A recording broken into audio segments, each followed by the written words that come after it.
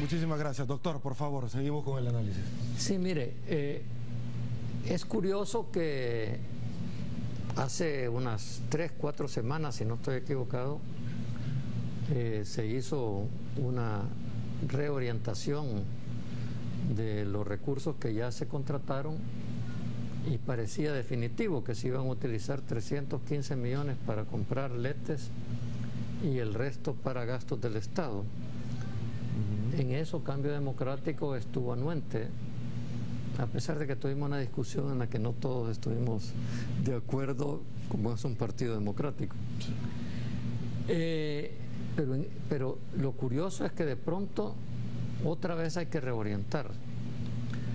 Nosotros creemos que lo que tiene que ser puesto a discusión es un enfrentamiento serio de la crisis fiscal sin ambajes, una crisis fiscal que este gobierno heredó. El defecto de este gobierno es que no ha tenido la fuerza política suficiente por múltiples razones para tomar las decisiones que revirtieran la dinámica que ya traíamos de los gobiernos de Arena. En el año 2000 ya Fusades previno que se podía llegar a esta situación. Y Fusades muy cercana a los gobiernos de Arena, ¿verdad? Entonces, para cualquier economista serio esto no es nuevo. La responsabilidad está atrás en la creación de la situación que nos genera esta crisis fiscal. Y simplemente yo reitero eso, es decir, es que el Estado tiene que reducir fondos. ¿En qué? Este país tiene un presupuesto poco flexible. Hay pocos gastos que se puedan mover del presupuesto. La gente dice, hay que eliminar los gastos de viaje de la Asamblea. ¿Cuánto es? $1 millón. ¿Qué hace con $1 millón? No hace nada, ¿verdad? Ahora, pero ¿no podríamos aplicar aquello, doctor, de que por algo hay que empezar? Yo no estoy diciendo que no haya que ir solo a los viajes que se justifican, porque tampoco los funcionarios públicos pueden pasar encerrados en el país, en un mundo globalizado, ¿verdad? Es como un periódico denunció al Ministerio de Economía por haber hecho un viaje a Europa, pero estaba de acuerdo en que negociáramos el acuerdo de asociación con Europa. ¿Y cómo lo podía hacer sin ir a las reuniones a Europa, verdad? Por esto no fue el ministro que viajó, sino funcionarios técnicos del ministerio. Entonces, hay que pensar sobre todo en ingresos, porque tampoco podemos hacer pagar la crisis a los pobres. Hay que revisar los subsidios, pero siempre que hablamos de subsidios a los pobres. Pero en este país hay un montón de subsidios a las empresas, a las grandes empresas, por la vía de exenciones de impuestos. Hay que pensar en la posibilidad de impuestos extraordinarios a los que tenemos más recursos en el país. Y no soy yo el que tiene más recursos, yo soy clase media, ¿verdad? ¿Qué tan importante es la seguridad jurídica? Le hago esta pregunta, doctor, para llamar la inversión. Vimos un rotativo. Mire, donde se necesita seguridad jurídica, pero mi experiencia cuando discutimos la reforma a la ley de zonas francas es que sí se habla en serio con los empresarios, pueden entender la necesidad de cambiar las cosas. No estoy diciendo que se imponga arbitrariamente. Por eso, como decía hoy Douglas, nuestro secretario general, en el lanzamiento de la plataforma, sin diálogo nacional es muy difícil que hagamos algo. Y desgraciadamente, Arena tiene una situación interna que casi le exige ser totalmente negativa y asentar su personalidad ficticiamente, oponiéndose al gobierno ciegamente, sin darse cuenta de lo que le puede caer si por casualidad y por desgracia del país gana las elecciones. ¿Se refiere al conflicto interno que de una u otra forma...? Un conflicto que está claro a la luz del día, ¿verdad? No hay ningún secreto. Ahora, ¿por qué solamente el partido que ya no está en el Ejecutivo o que ya no tiene la plata, yo les puse el ejemplo, tiene un conflicto de esta naturaleza, doctor? Mire, eso lo deben de responder los areneros. Antes en el pasado fue el FMLN, ahora es Arena. Es que mire, el conflicto no, la enfermedad no es las deserciones. Las deserciones son creadas por la enfermedad interna del partido. También un partido que se supone ideológico comienza a decir que va a hacer un plan de gobierno escuchando a la gente. ¿Qué visión de país le entrega a la gente de Arena? Uno se adhiere a un partido porque tiene una visión de país. A la gente hay que decirle, mire, este país hay que orientarlo hacia aquí, ¿verdad? Estamos haciendo las cosas indebidamente, pero el Frente tampoco está enfrentando el problema fiscal adecuadamente. Es cierto que las elecciones no son un buen momento para discutir una política fiscal que requiere cirugía mayor, pero si no se hace, el próximo gobierno va a estar en graves problemas. Y hay que recordar que Arena es la gran responsable de las circunstancias que nos han llevado a esta crisis fiscal. Es la primera responsable de colaborar con el gobierno en resolver la crisis. Usted habló sobre el plan, a mí me llama mucho la atención porque usted dice no se necesita andar cabildeando en todo el país para hacer un plan de esta naturaleza.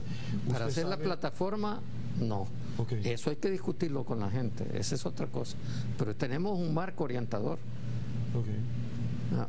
Usted, los caminos vecinales que hay que construir o las plazas que hay que reformar tienen que estar enmarcadas en una visión de prioridades que solo la da la ideología de un partido. Licenciado Toches, ¿cuáles son las principales respuestas a los problemas de los salvadoreños que ofrece Cambio Democrático? Bueno, realmente nosotros estamos hablando primero de un gran marco sobre el cual nos vamos a regir, es decir, son componentes, 3 componentes de los cuales nosotros estamos trabajando para hacer una propuesta que se tiene que enmarcar en esos componentes que nosotros estamos presentando.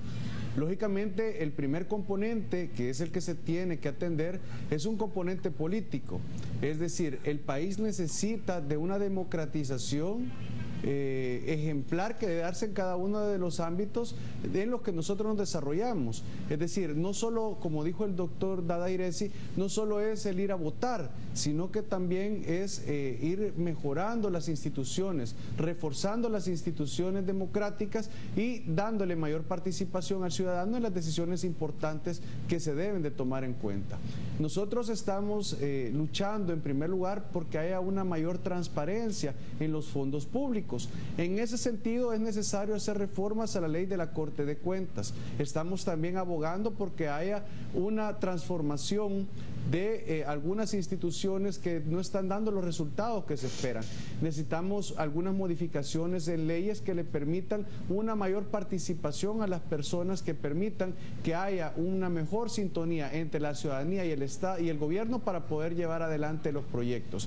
Es decir, realmente no podemos enfocarnos ahorita en decir, mire, este es el rubro que nosotros queremos, pero sí queremos estar planteando estos 3 grandes componentes. El segundo componente es un componente económico.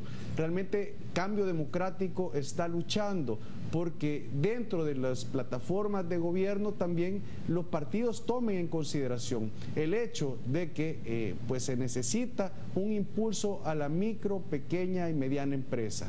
Es necesario que comience el gobierno a apostar a hacer más que tomar una actitud paternalista en favor de todos los ciudadanos, que se convierta en un amigo de todos los inversionistas, de toda la sociedad civil, para poder sacar adelante al país. Esto lo que conlleva es necesariamente a que se tiene que dialogar con todos los sectores para ir mejorando las posibilidades económicas que necesitamos en El Salvador, que se impulse la economía a través de la inversión. Es decir, no solo estar pensando en el asistencialismo, sino que paulatinamente ir cambiando ese asistencialismo y esa política de consumismo que se desarrolla en una política que sea más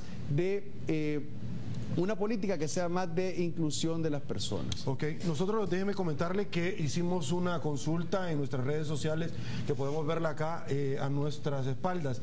La pregunta que le hacíamos a la población salvadoreña es: ¿qué es lo más importante para ti a la hora de elegir presidente? Y habían 3 opciones: el candidato, el partido político y la plataforma de gobierno. Con 13 votos la gente le apuesta al candidato, con 4 votos el partido político, la plataforma de gobierno con 11 votos, que es la que ustedes presentan este día. Más abajo también opinan su trayectoria moral. Es necesario que nos concentremos más en la plataforma que en los rostros. Douglas. Qué bueno, porque yo sostenía en mi discurso esta mañana que estábamos bastante entusiasmados en que las encuestas de opinión venían ya registrando un avance importante en la percepción de la ciudadanía sobre la importancia de las plataformas, de las ideas. Tan es así que se estaba creciendo en esas gráficas de barras que muestran de a cuánto, a qué porcentaje le interesan los programas de gobierno o las plataformas de gobierno.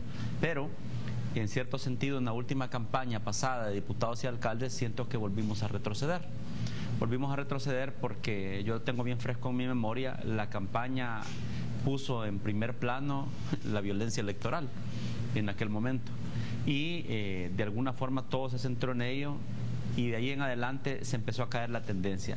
Esta muestra pequeña creo que de alguna manera entusiasma, insisto, y que ojalá que todos los actores nacionales que de una u otra manera, ustedes incluso, que estimulan la discusión de las ideas, hagan conciencia en el hecho de lo relevante de que empecemos a abordar estos temas importantes. Ok, bueno, de hecho, déjeme comentarle desde ya que el próximo martes la Universidad Tecnológica va a estar presentando con el CIO su encuesta con relación a las próximas elecciones para el 2014. Desde ya la invitación para que nos acompañe en 8 en punto. Pausa.